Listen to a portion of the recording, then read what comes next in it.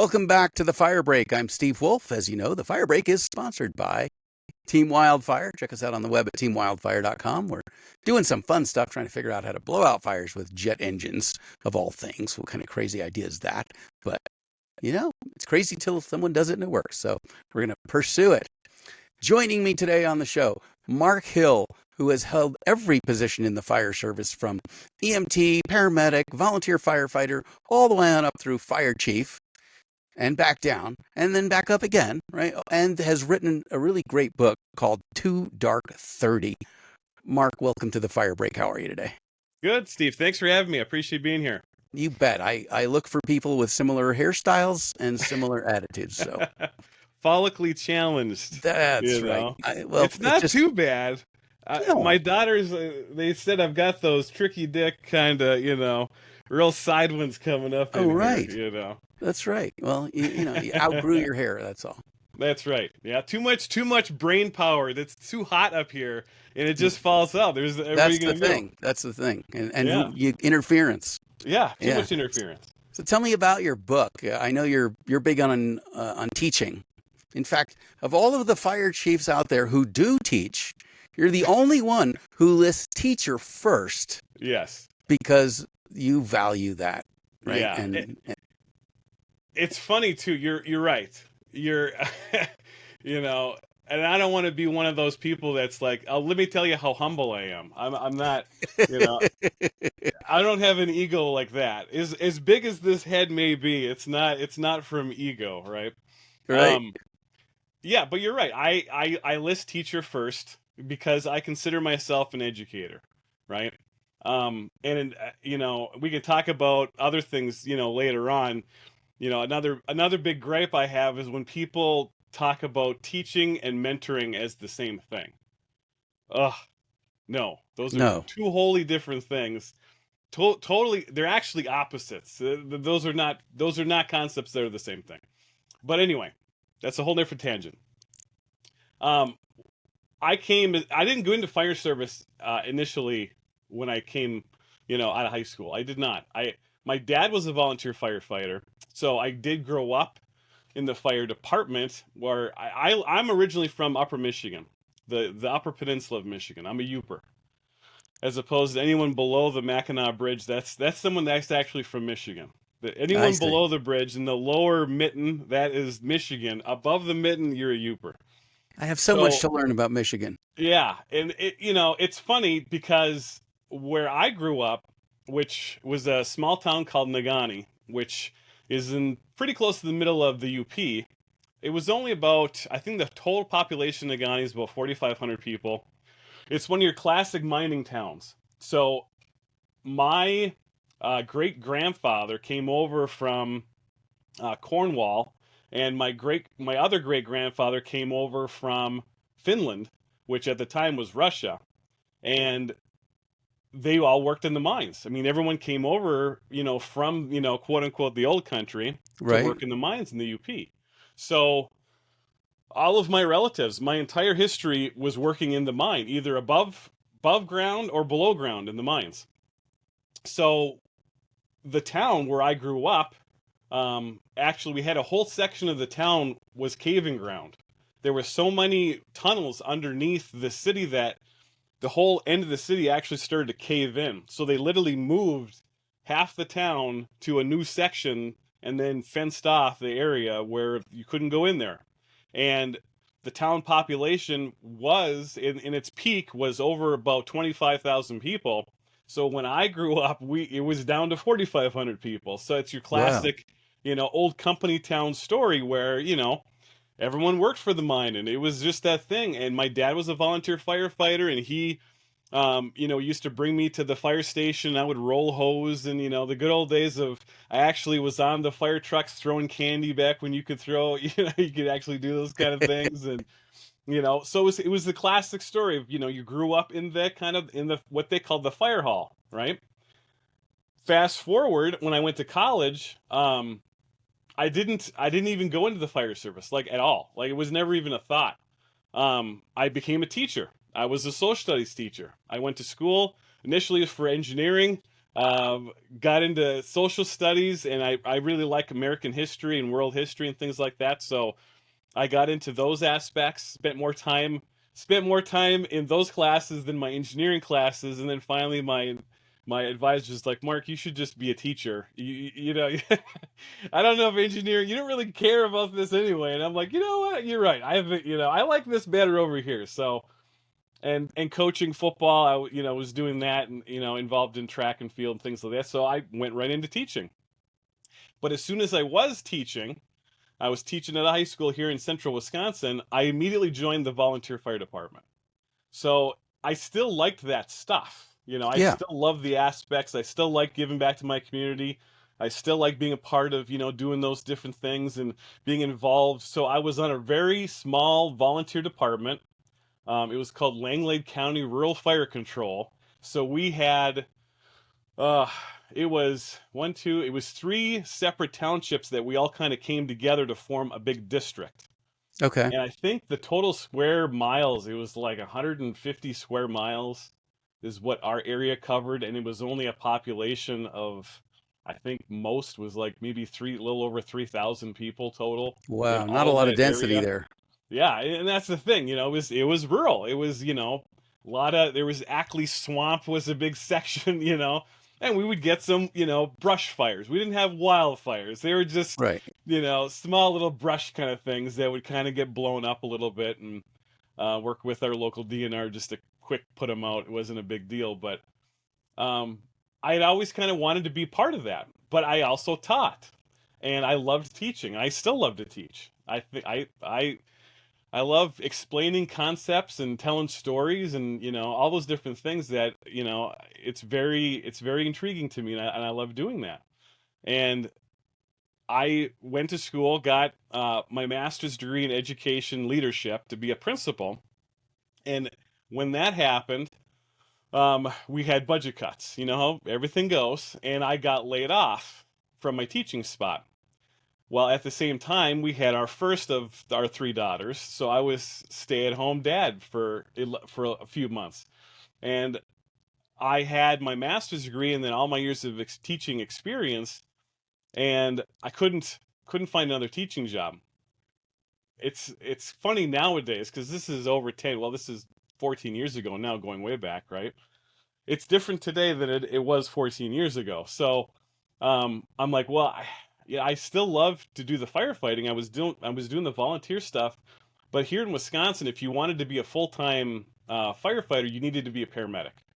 Okay. So I went back to school, got my paramedic license, um, and then I was on another department. We had moved, and that department was a combination department. So there were some full-time people, and then most of us, though, were all, quote unquote volunteer. We got paid per call, kind of a thing. So I was on there for a number of years, went up through the ranks, I was an engineer of our rescue unit, our technical rescue unit, doing ropes and knots and all the other fun stuff, rappelling and setting all that stuff up. And at that time, a next door community had an opening for a fire chief. So I'm like, well, why not? You can't win the lottery unless you buy a ticket, right? Yep. So I threw my hat in the ring, and for whatever reason, they chose to hire me. So I became their Were there first. other hats to choose There from? was a Who few knows? other hats, but apparently I Okay. did a pretty good job of telling Good. stories. And hey, this guy may know what he's talking about. So I became the first full-time chief there, and so in that department, since I was the only full-time person, then everyone else on that department was paid per call part-time. We had a Okay. day crew that ran an ambulance, and then everyone else responded if there were other incidents and things like that. So I was there for a year, and then after that year, through other political things that had happened and all kinds of stuff, which is book number 2 that I just got done doing my first draft of all the things I learned and the screw ups and the lessons I learned from being in charge. They cut the full time position that I had, so I got laid off again. And then I'm like, oh, okay, now what, right? Well, the local community, the bigger city, Wausau, had openings. So I applied over there and I got hired there. So yes, I went through the ranks and then I went back down to being on the riding the box in the ambulance and being the low guy in the totem pole again when I was in Wausau. But the thing that always stood out was the teaching. I was always looking to improve and enhance our teaching and our training programs. I was always trying to find, new ways and new methods and new styles and try to bring people, try to make things more engaging and interesting and not be the, oh, this is, here we go again. Well, we've all heard this, PowerPoint presentation. Oh, great, or whatever the situation is, right? Because of my background in education and teaching, I wanted things to be different. I wanted things to be like, okay, we could watch a little bit of a video, but let's talk about how it's important to us. Let's bring in someone else who's done something like this. Let's get a different tool. Let's see if this, is something better than we were using, right? God forbid we change anything in the fire service, but at the same time, like they say, we all love to complain about how things are, but we don't want to change anything either. So it's just like I was always trying to find new ways to do stuff. So when I got on Wildfire, I ended up being pigeonholed into that. Well, Mark was a teacher, so we'll have Mark train all the new guys. And funny how, yeah, it was fine with me. I was completely fine with that. But the problem was I was on B crew, so which we all know is the best crew. So I couldn't help A and C crew because I was on B crew. So I was constantly fielding questions like, "Hey, I saw you do this," or "Hey, how did you do that?" Or when you're testing them or quizzing them, what quiz did you use for this? Or all that stuff. So finally, during the course of all that, I had actually hurt my back for the first time. So I was laid out, and my wife is like, "You can't be sitting around playing Fortnite all day. You need to do something, productive." So I'm like, Did okay. she have a game that she preferred that you play? Well, and that's the thing. I'm like, she just didn't want to see me hanging around, just getting, bigger than I am, and not, you got to do Yeah. something. You can't just, do something. So I wrote Too Dark 30, and I wrote it as basically a synopsis, a guide to all of the knowledge and all the experiences I've had as a teacher and try to sum it all down into just one easy to read, very conversational. That's one thing that people have told me many times when they've, talked to me after the fact is that I felt like you were literally having a conversation with me. It wasn't like a normal, textbook. And I'm like, yeah, I did. I don't want to read a boring textbook. I want it to be easy to read, and I want it to be something that you're going to remember, right? Full of Yeah. stories, full of examples, full of context, full of, the things that have worked for me and some things that I haven't even tried before, but I would love to see if maybe it does work better. All the different things that they've condensed it down into just that one book of how to be a successful teacher in emergency services. Because it's a little different than when I was teaching social studies, right?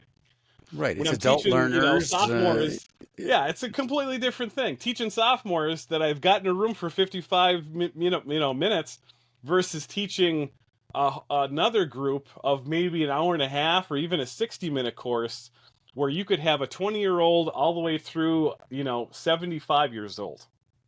And that's a huge generational gap, right? That's a huge Sure. generational. How do you know your audience of how do I try to bring everyone now involved, and how do I pick out all the different learning styles, and those are things that people need to understand to be a good teacher, but also to be a good leader.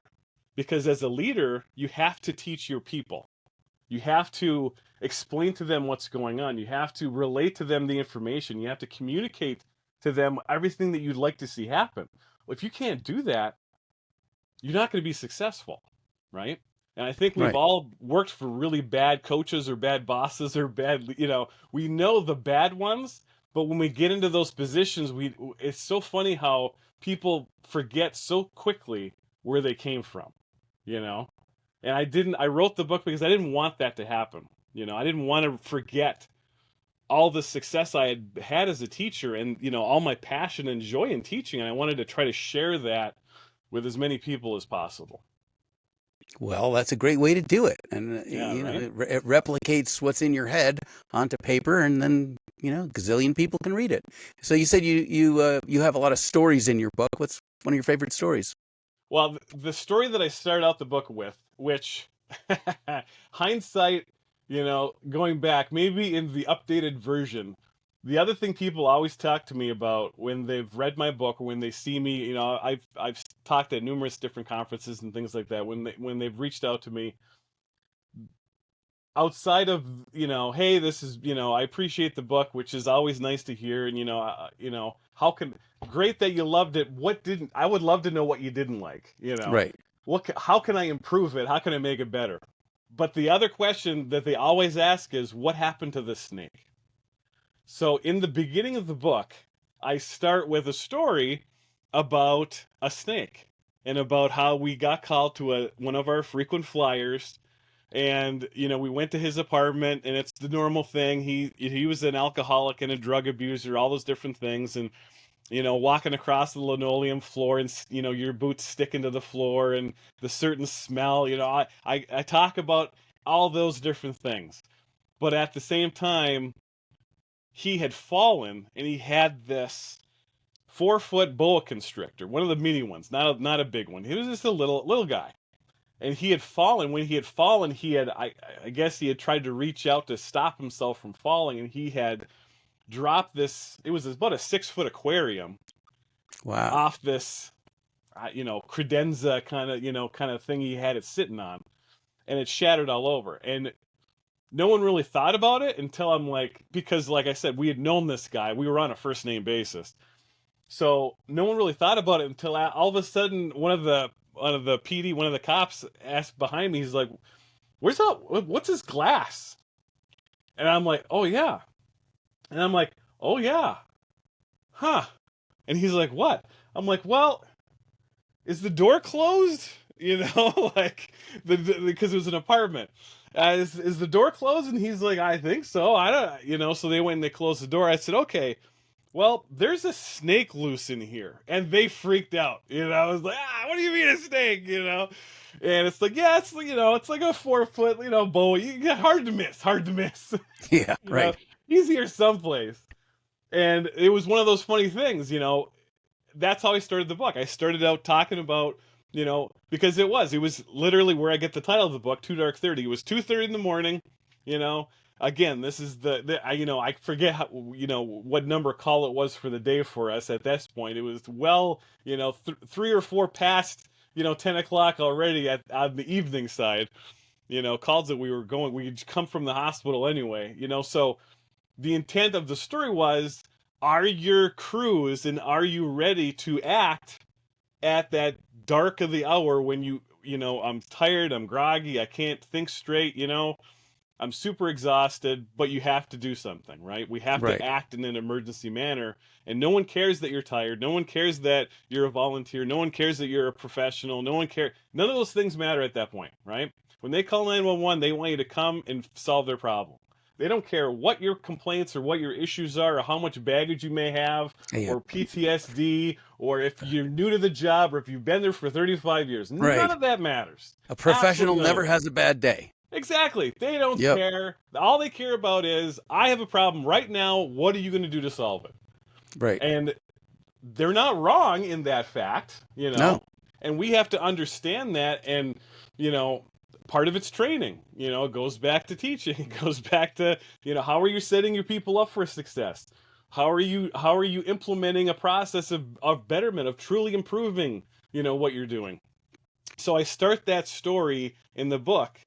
But I never talk about what did happen to the snake. So what happened to the snake? People always like, what happened to the snake? Well, okay, long story short, the snake, and this was one of the first times that we had been with this gentleman, he eventually succumbed to his issues.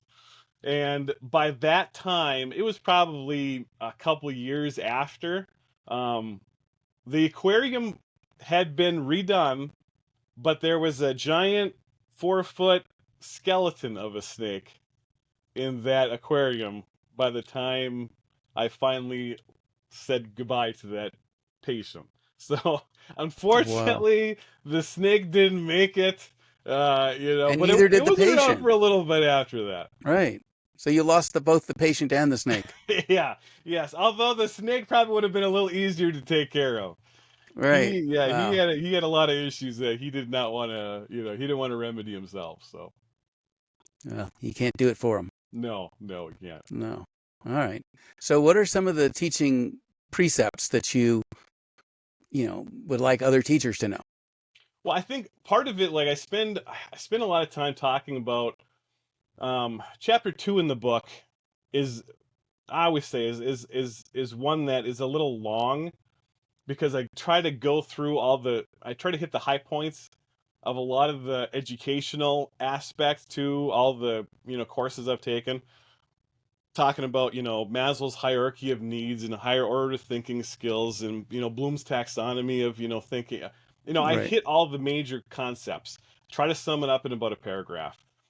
And that's the thing. Like, it's not important for you to, you don't need to know the entire aspect to educate because, like I said, no one's an expert. I don't like that word expert because that just means that you know everything. At least that's what the definition actually says, that you're supposed to be knowledgeable about every facet of a subject. Well, that's impossible. You can't know everything. There's always new things that are being discovered all the time, So I can know a lot about a subject, So I try to keep it real short and sweet.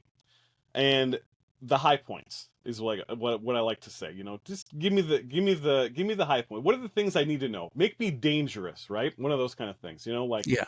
when I was a paramedic, I knew enough to be dangerous, right? You knew enough to be able to do a lot. I'm a jack of all trades, but I'm not a master. I wouldn't say I'm a master of one specific thing, right? You got to be Right. good with pediatrics. You got to be good with geriatrics. You got to be good with the common, normal patients that you have. All these different things, right? So give me enough knowledge to be dangerous. It's kind of how I took those aspects. So one of the things that I talked a lot about in the book was to be a really good educator, you need to know who your audience is. Like I said, if I'm teaching sixth graders or if I'm teaching sophomores in high school, my message is going to be completely different.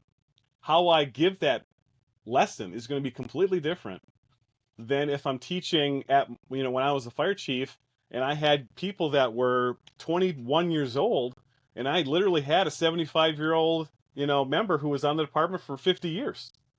Wow. The message is going to be completely different, right? They're going to have completely different aspects and knowledge and experience that I need to get the bridge between this new person that has nothing of experience, and I need to bring them, or at least get them to the ability where they'll understand where a story may come from or a contextual example may come from.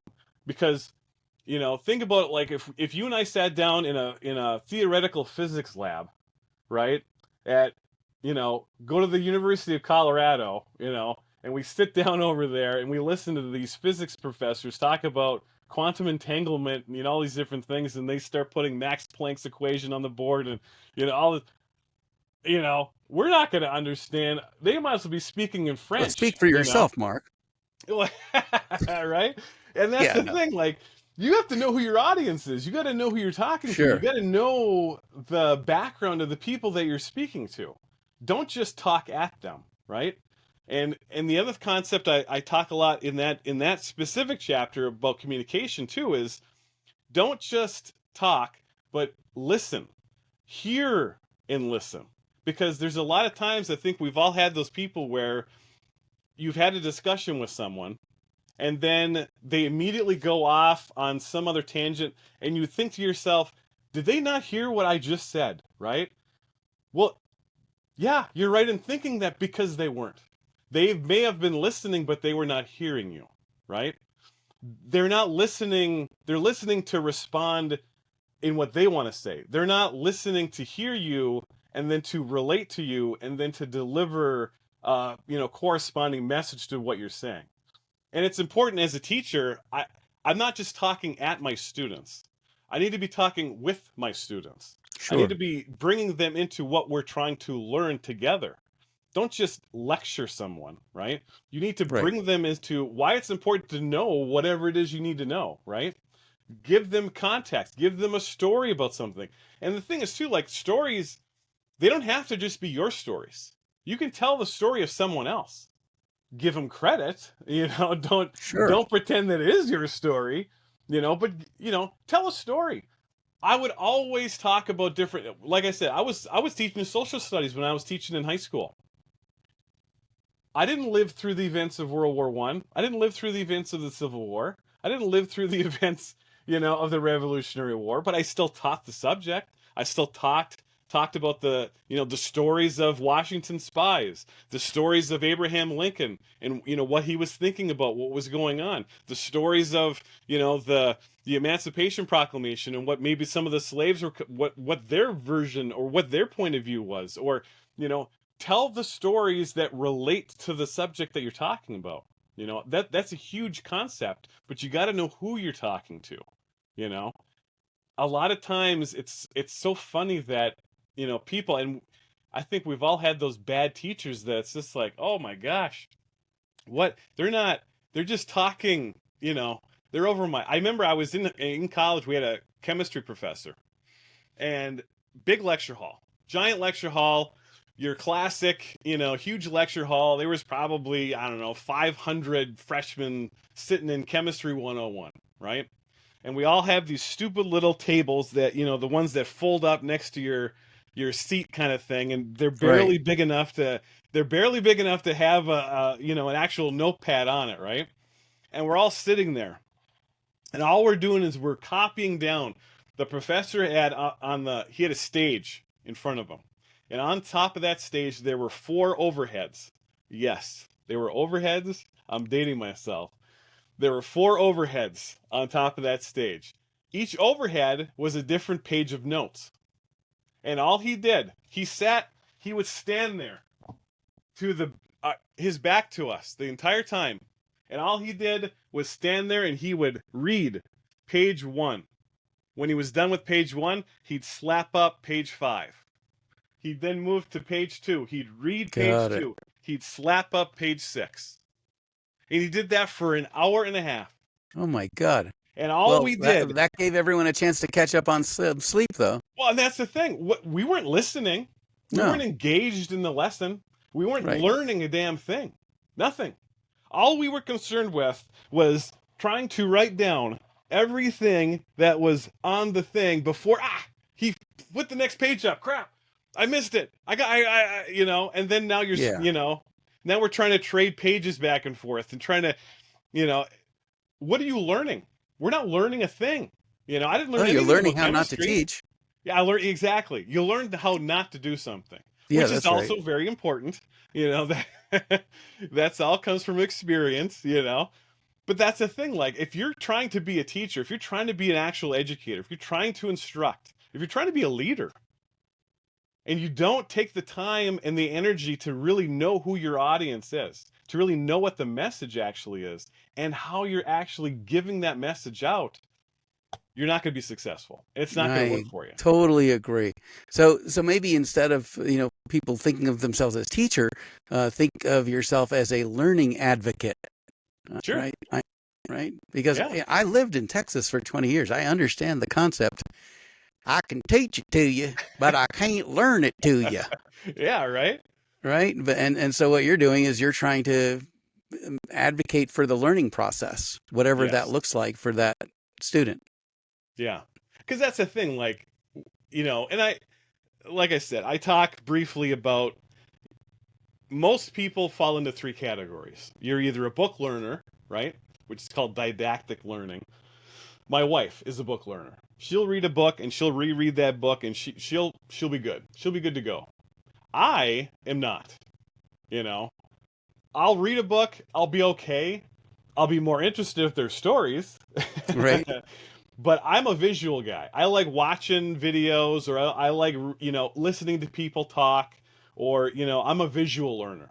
I love looking at maps, and I like looking at stuff like that. Then you have the physical, which most people in the fire industry tend to be more that tactile, right? The hands-on. Right. I don't want to sit here and listen to someone talk. I want to get out there and do it. Show me how to tie that knot. Yeah, Right. exactly. No big deal. Yep. Fine. But Yeah, those are good. 3 different types of learners, right? So going back to knowing your audience and going back to being a good educator, I'm not going to just spend if I know my audience is firefighters and I know probably 75% of them are tactile, I want to get my hands on learners. How good of information am I going to be spreading to them if all I do is sit here for 60 minutes and talk? Right. They're going to be gone. They're going to be, like you said, they're going to be out thinking about something else, or they're going to be drinking a whole bunch of coffee and taking long trips to the bathroom, or they're going to do other stuff, right? And you have to take your subject, whatever it is, whatever you're talking about, and you have to break it into parts. Can I talk about something for 10 minutes? 10 minutes. Sure. I'll keep everyone together for 10 minutes. And then maybe we'll watch a video for 5. Or we'll watch or I'll have a handout about a demonstration, like you said, tying a knot. Okay, step 1, do this. We're going to make a loop. We're going to go, whatever it is. Right. You can do that. And then we're going to spend another 20 minutes, maybe, just practice now. We're going to do, my dad, funny enough, talking about, old school stuff. He'd come home from the mine, he'd come home from work or whatever, and he'd throw me a chunk of rope. And he'd be like, all right, Mark, tie me a bowline. Okay, because the bowline is the king of the knots. That was, Yes, it bowline's is. the king of the knots. Tie me a bowline. So I tie the bowline. He's like, all right, good. He'd untie it. He'd throw it to me again. Now, go get your gloves. Okay. Right. Now, put your hands under a table. Tie me a bowline with your gloves on under the table. Because he's now like, put your hands in ice water and try it. Well, because he brings up a good point. Because he would say, listen, Mark, when you're in a fire, you can't take your gloves off to tie a knot. You better be able to tie that knot with your gloves on. Yep. So what's the point of practicing doing things in the fire service without your gloves on? Because you're going to have your gloves on all the time. If you're going to start that saw, you're going to have your gloves on, most likely. Right? If you're going to tie a knot, I'm going to have my gloves on. He's not wrong in that. Practice how you play, right? Exactly. Yeah. Practice how you play. Exactly. Do it. If you're going to do it. And it's one of those things like, we always kind of forget about it. Good. Going back to, why do we forget when we get into some of these positions? It's like, you were just there or you've been there. It's like, you should know better. And we should know better, And I think a lot of it is because people tend to, you get into a pattern of, especially when you get into those higher positions, like when you finally become a chief or you get an officer position or whatever, what you don't know as the underlings, what we don't know is not only are you now responsible for everybody, but you're now getting a whole lot of politics coming from up on high. There's a whole lot of pressure coming down on you to perform, or to, those guys need to get out that door quicker, or you need to do this, you need to do these 4 things and they need to be done today, or you get political pressure to perform, and then you kind of lose and you forget about where you come from. Yeah, absolutely. Yeah. Which is unfortunate. Mark, if folks want to get a copy of your book, what's the best way to do that? Oh, my book is everywhere. Amazon, Barnes & Noble, Audible, Apple Books, Google Books. My website is 2dark30, 2dark30.com, which is it's spelled out, not the number 2, TWO dark, and spelled out 30. But my book is everywhere. Anywhere you can get a book, it's there. You can get your book. Awesome. I really appreciate you taking a little time to walk us through, not just a little bit about the book, but about yourself and how you came to teach it, and to teach it and to learn it. Appreciate it. Yeah, absolutely. Wonderful. So I'm going to stick a link right here for people to hop over to Amazon or any of the other sources they can get your book. And I encourage them, after they read it, to reach back out to you and give you that feedback that you asked for. Absolutely. Let me know. So that 3 Dark 30 is an even better book. Yeah, I haven't come up with a title for the leadership book yet. Yeah, you'll come up with it. Awesome. Well, thank you so much for joining me today. Thank you, Steve. I appreciate it. Absolutely. All right, folks. Well, this is Marc Hill, the author of 2 Dark 30, right here on the Fire Break, brought to you by Team Wildfire. Hope you'll join us again on the next one. Until then, take care of yourself and a few other people too.